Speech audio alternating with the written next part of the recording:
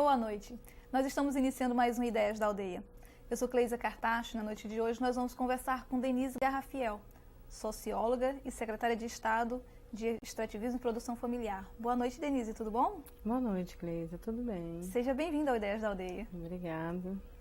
Bem, Denise, a gente quer ter uma conversa mais voltada sobre as políticas estaduais para extrativismo e agricultura familiar. E aí, nisso eu te pergunto, o governo Jorge Viana já trouxe desde o seu primeiro mandato a inovação de trabalhar, de criar uma secretaria de extrativismo, né? Por que razão, qual a necessidade de ter uma secretaria de extrativismo num estado como o nosso? Por que razão priorizar o extrativismo num estado como o nosso? Na realidade, a gente pode observar que o estado do Acre tem uma história toda voltada no extrativismo. A base da economia do estado foi, durante muitas décadas, né, a borracha, a castanha, a atividade extrativista, né? Por mais que na década de 70 tenha entrado aí um conjunto de outras atividades produtivas, né, o extrativismo ainda é muito forte.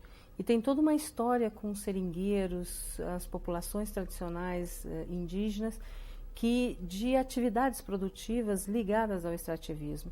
E aí se faz necessário não esconder isso, ao contrário, valorizar, porque nós temos aí uma floresta imensa, com um potencial imenso dentro do estado, para poder estar cada vez mais crescendo políticas que apoiem essa atividade, né? Eu acho que foi extremamente feliz essa criação dessa secretaria já desde o primeiro mandato e agora voltada para o extrativismo e produção familiar, porque vai ter essa possibilidade cada vez mais de fortalecer e de valorizar os produtos da floresta, que são tradicionais e que são extraídos pela população. Denise, o extrativismo ele sofreu um forte declínio nas últimas décadas, especialmente pela substituição por algumas atividades, como por exemplo a agropecuária. Por que razão vem sendo fortalecida essa atividade agora? É mais uma questão de investimento por parte do governo do estado ou pela própria viabilidade dessa produção extrativista? Mas a menor dúvida é que a gente está observando que ela é viável, e é muito viável. Ela foi viável durante muito tempo, muitos anos nesse estado, mas atualmente também. Na medida em que políticas como do subsídio, políticas como da castanha, vem permitindo com que os extrativistas possam não só permanecer dentro da floresta, né, evitando esse êxito rural, evitando a possibilidade de vinda para a cidade, para ficar em situações bastante críticas, mas também alavancando a economia do estado, né? A produção como a última safra da borracha, a última safra da castanha, por exemplo, a gente observou um investimento dentro do estado muito grande. Quer dizer, imagine um município como Brasileia, Chapuri, que teve investimento aí cerca de mais de R$1 milhão só numa safra da castanha. Quer dizer, isso circulando dentro do município, a possibilidade do crescimento econômico do estado, ao mesmo tempo que garante a permanência das populações na floresta.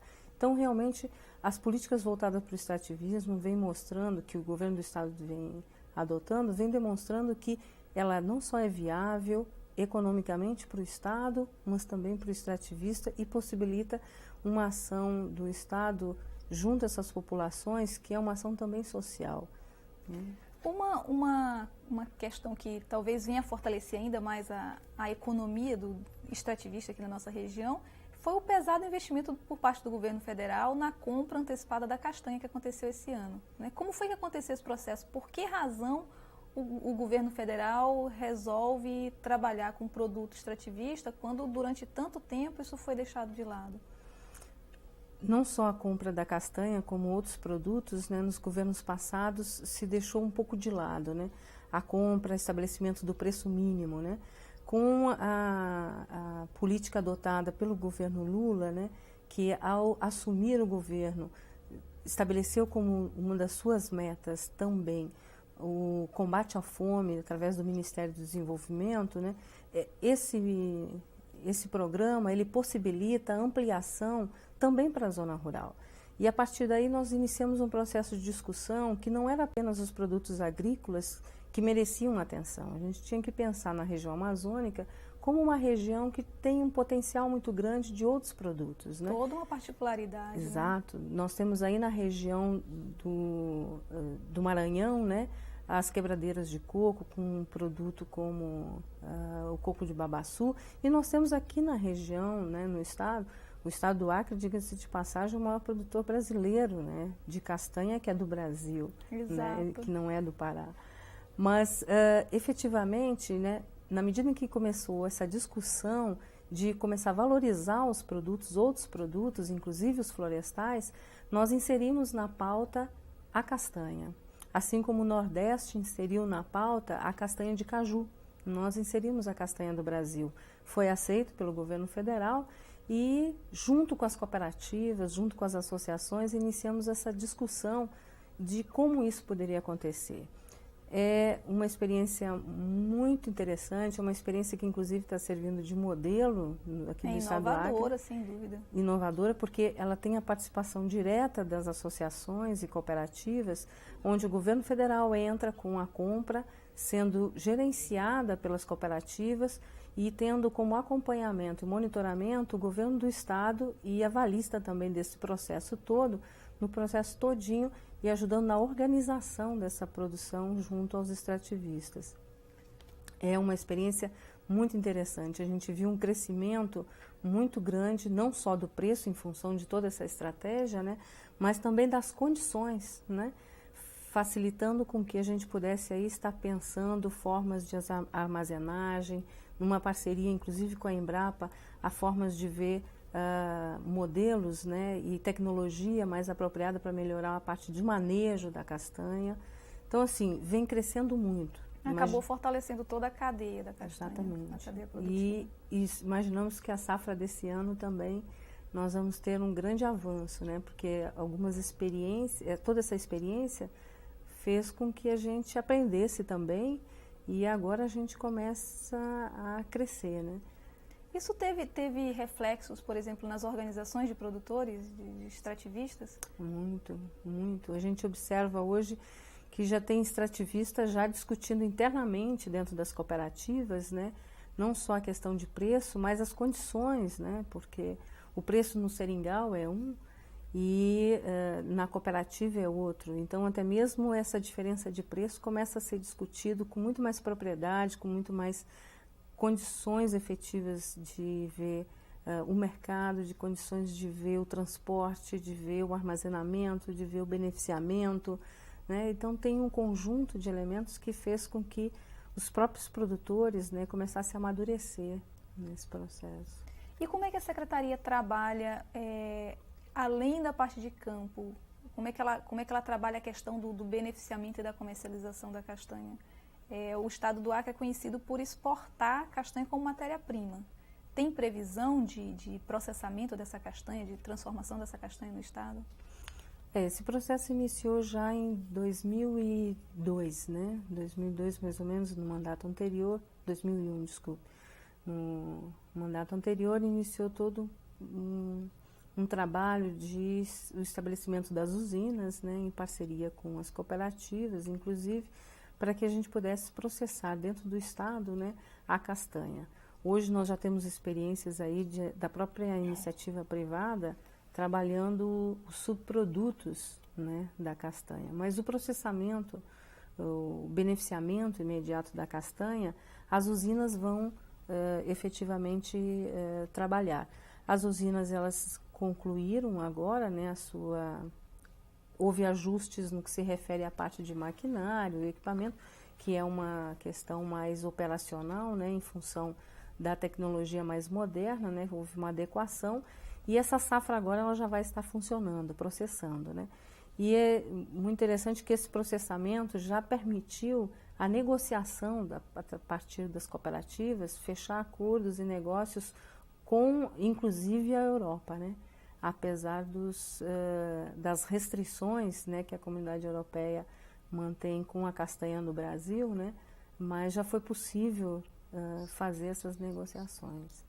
E como é que vocês trabalham justamente essa questão das restrições? As restrições são mais as barreiras sanitárias, né, com relação à qualidade em si. da castanha. Como é que o Estado, não sei se vocês ou outra secretaria no Estado trabalham melhor essa questão? Na realidade, essas restrições foi todo em decorrência de todo um processo que ocorreu,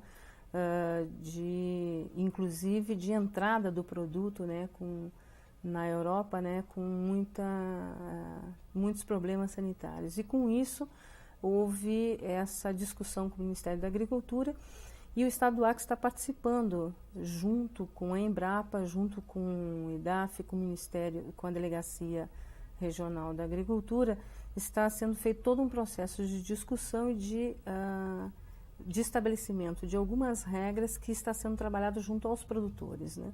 Então, tem todo um conjunto de regras que inicia o processo de discussão com os produtores e de aperfeiçoamento desse processo para efetivamente cumprir com essas normas e regras estabelecidas. Evidentemente, não está trabalhando sozinho nessa atividade, porque ela envolve efetivamente outros órgãos, né, que são os responsáveis, né.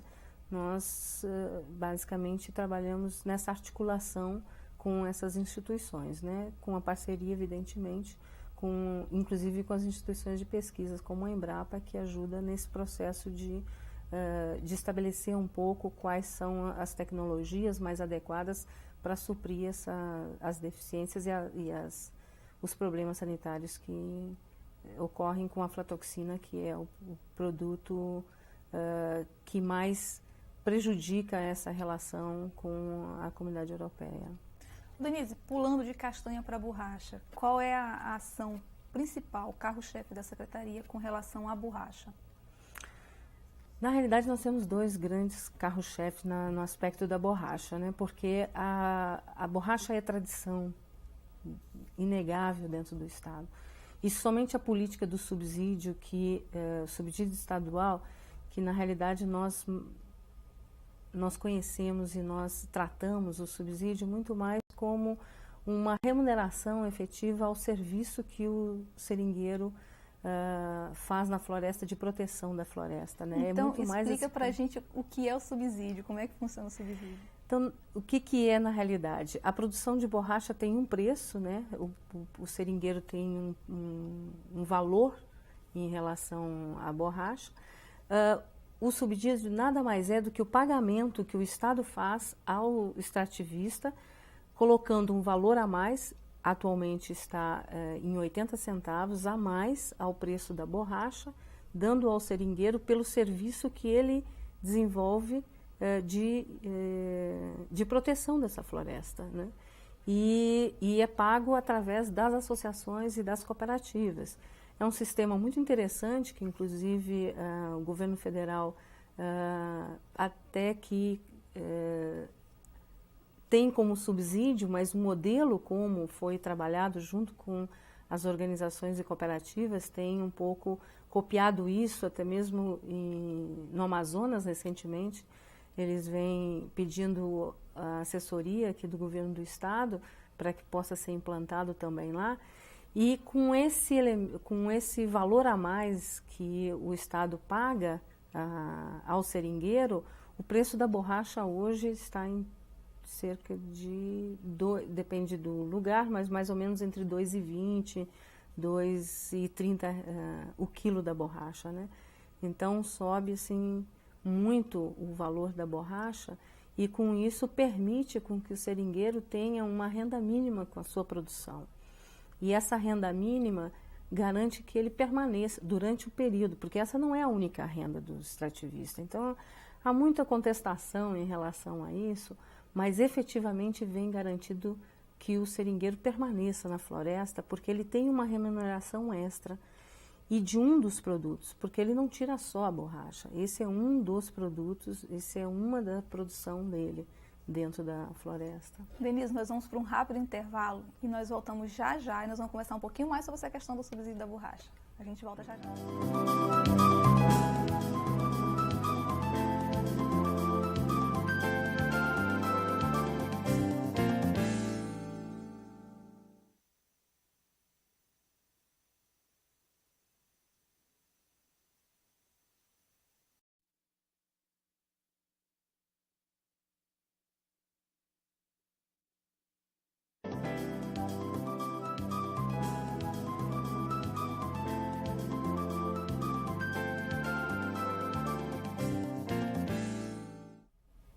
Nós estamos de volta com Ideias da Aldeia, conversando na noite de hoje com a secretária de Estado de Extrativismo e Produção Familiar, Denise Garrafiel. Denise, no primeiro bloco nós falávamos sobre as políticas de fortalecimento da produção de borracha, né? E a gente estava falando justamente sobre a questão do incentivo, né, do subsídio. Se eu não me engano, foi uma das primeiras experiências no Brasil que remuneram o serviço ambiental, que o produtor da floresta fornece, né, junto com o seu produto. É verdade isso? É realmente. E é uma experiência muito interessante, como eu já disse anteriormente, né, que vem aos poucos sendo exportadas para outros estados da Amazônia. E é importante lembrar que essa é uma experiência em relação à borracha que pode ser extrapolada. A gente pode pensar aí, já tem algumas ideias aí sendo pensadas até nessa possibilidade do subsídio internacional. Quem sabe a gente pensar em dar outros voos, né?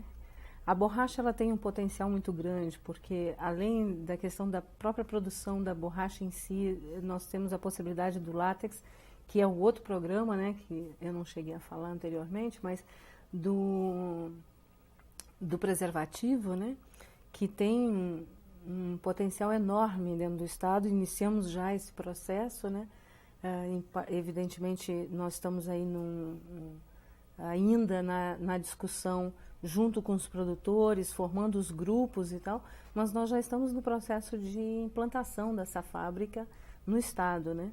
Que vai trabalhar não mais com a borracha bruta, né? Mas com o látex, né? E aí já organiza todo um mercado para isso? Já. Toda a cadeia da borracha voltada para isso? Também. Não, nós temos a possibilidade de trabalhar com os dois, vamos trabalhar com os dois grupos, o grupo da borracha e, ou seja, o seringueiro é possível trabalhar a borracha bruta a borracha e o látex. Um outro grupo, de repente, trabalhar com látex, né? Que são processos tecnológicos diferentes, né? Mas é possível trabalhar com... Nós temos potencial dentro do Estado para trabalhar com o preservativo, porque o preservativo, na realidade, ele vai utilizar de látex cerca de 5% da produção do Estado. Então, nós temos o restante todo para trabalhar a parte de borracha, que com tecnologias que também estão sendo trabalhadas, aperfeiçoadas, é possível aumentar em muito. E como é que isso é fortalecido nos municípios, por exemplo? Porque o que é muito comum é a transformação das matérias-primas aqui em Rio Branco. Existe previsão de implantação de indústrias nos municípios? Como é que já existe. Em Sena Madureira, nós temos uma usina, temos também Chapuri, uma outra usina, né? Nós temos investimentos de empresários, inclusive recentemente em Sena Madureira, o empresário investiu aumentando não só a capacidade, né, da sua usina, como aperfeiçoando a sua usina no processamento, né? Diga-se de passagem, ele está atrás de borracha, porque o aumento da capacidade da usina é muito grande, né? E isso é muito bom para os extrativistas, porque agora o processamento ocorre dentro do Estado, ocorre dentro do município, garantindo aí a implantação, essas usinas, com a implantação dessas usinas, garante aí investimento nos municípios, garante emprego nos municípios, né? Então, se a gente observar de uma forma com um olhar mais atento, né, o extrativismo vem contribuindo tanto com a implantação, tanto com a implementação da atividade no campo, como também na cidade, que é esse o objetivo, né? Porque o extrativismo traz um conjunto de indústrias que tem um potencial muito grande. Hoje, a castanha nós temos aqui já, não querendo fazer propaganda, mas ao mesmo tempo temos empresários investindo em subprodutos de biscoitos, de leite, de castanha. Nós temos já essas empresas dentro do Estado. Já é possível encontrar nos supermercados produtos Exatamente. Industrializados à base de castanha. Da borracha, da mesma forma, com a implantação da indústria em Sena Madureira e com a fábrica de preservativo, que é outro subproduto. Então, assim, é possível, através do extrativismo, efetivamente, a gente gerar empregos, gerar renda, gerar uma economia do Estado muito forte, né? Basta que a gente efetivamente comece a olhar com atenção e o potencial existente. Nós temos não só esses produtos, mas nós temos murmuru, que é um outro produto não madeireiro, que atua inclusive com empresário em Cruzeiro do Sul, trabalhando e exportando produtos vindo do Murmuru. Ele exporta sabonete? Sabonete. Né? Uhum. Temos o açaí. Exatamente isso. E quais são, você já citou o Murmuru e o açaí, mas que outros produtos florestais que a Secretaria vem trabalhando?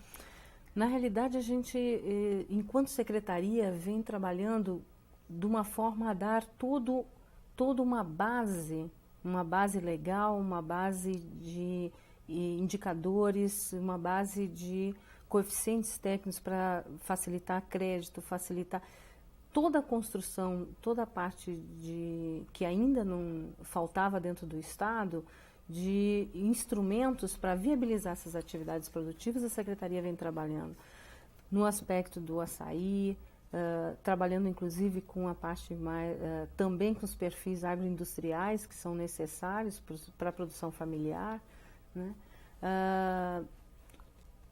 Com o artesanato, que tem potencial para artesanato para sementes, né? Tem toda a parte de regulamentação que é necessária.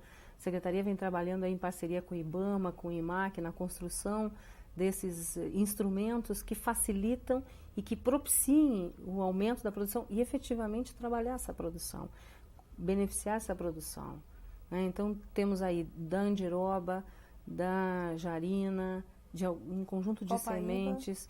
A copaíba também, a copaíba com um pouco mais de dificuldade, porque nós temos a comercialização da copaíba, ela demanda um conjunto de técnicas, né, que tem um certo custo, e hoje ainda o mercado não, a comercialização dela, o preço, ele não é compatível com a realidade. É um produto com potencial enorme, mas a gente não conseguiu ainda fazer com que ela tivesse a valorização suficiente, né? O custo ainda é muito alto, o custo da produção? É que nós sabemos que tem aí também todo um conjunto de empresas, né, que trabalham um pouco nessa parte farmacêutica, né, nessa parte, ou melhor dizendo, da parte dos produtos mais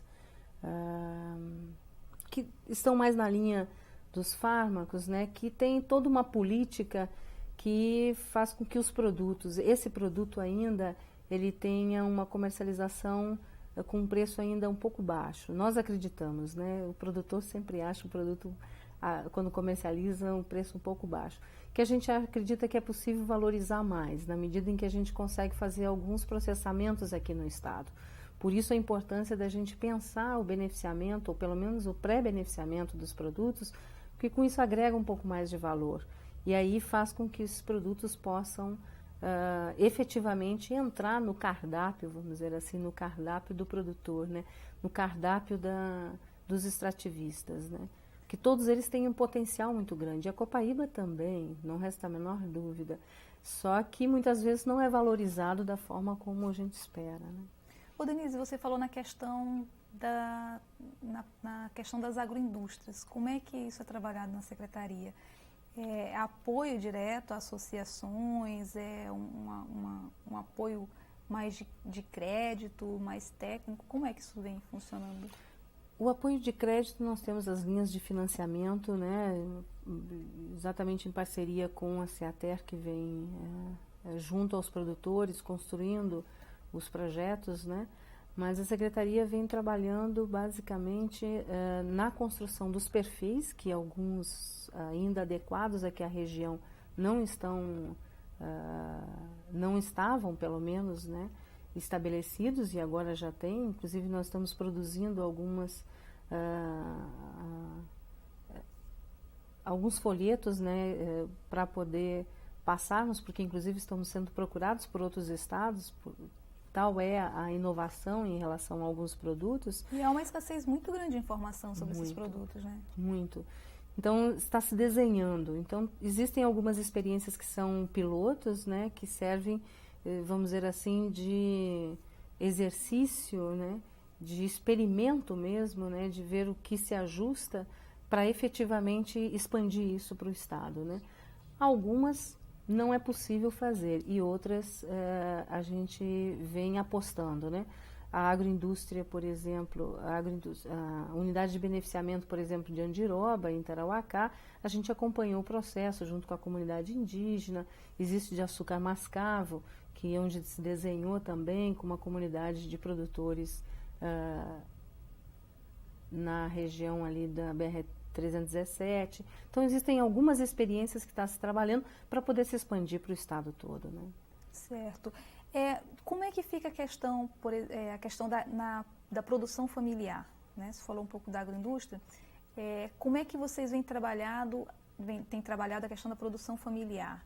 Mais especificamente produtos agrícolas, mais na parte de compra, de assistência a produtores, como é que isso vem se dando? São vários. Tem ações que envolvem desde dos polos, né, o acompanhamento aos polos agroflorestais. São quantos polos atualmente? Na realidade, são 14 polos, né, e implantamos mais 2 recentemente. A ideia é implantar mais 8 polos, né, com possibilidade aí de outros mais. No estado todo? No estado todo, né, em vários municípios. E a consolidação desses polos, né, que vem desde o período da prefeitura, né, do governo de Jorge Viana, desde o período da prefeitura, se estabeleceu esse modelo, né, um modelo que vem funcionando, unidades menores, com acesso e com muito mais fácil acesso à infraestrutura de luz, de ramal, de estrada, melhor dizendo, né, de escola, né, com essa estrutura, com possibilidade de trabalhar alguns produtos. Então, através dos polos, tem programas no Juruá, como o da farinha, né, modernizando o sistema. Por exemplo, a gente já está na 3ª geração das casas de farinha, né, que são cada vez mais aperfeiçoadas e inserindo algumas tecnologias que melhora a qualidade, melhora a produtividade, né, para os produtores familiares. Isso é importantíssimo. Da mesma forma, a gente tem outras atividades, como eu já falei, com açúcar mascavo, né, que é gramichó, né, que é conhecido na região. O famoso gramichó do Acre. O famoso gramichó do Acre, né? E na região do Juruá, né, a gente pretende também com uma unidade lá, aqui.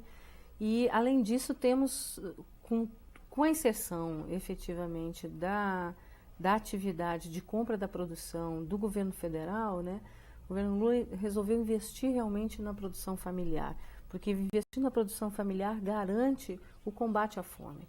Então, com a compra, nós estamos agora recentemente com um programa fantástico, né, que é os produtores familiares vendendo o produto e beneficiando entidades beneficentes carentes dos municípios, né. Iniciamos essa experiência agora aqui em Rio Branco, né. Estamos atendendo, se não me falha a memória, 47 entidades, né? Envolve aí a APAE, a Souza Araújo, algumas creches, quer dizer, Santa Margarida, quer dizer, tem um conjunto, Lar dos Vicentinos, um conjunto de instituições que necessitam efetivamente de apoio, de suporte, de solidariedade da gente. Então, os produtores familiares, eles fornecem os produtos que eles produzem todos, né, para a alimentação dessas instituições. Direto para as instituições. E dentro desse programa, quem paga é a compra antecipada, né, através da CONAB, do Ministério do Desenvolvimento. É muito interessante. Ontem teve, inclusive, uma das entregas, né, quando os produtores foram visitar os beneficiários, e até os produtores choraram de ver de como eles estão contribuindo para que aquelas pessoas e aquelas crianças possam ter um alimento dentro, e um alimento de qualidade. E é o alimento que ele está fornecendo. Então, é interessante colocar as duas pontas em contato.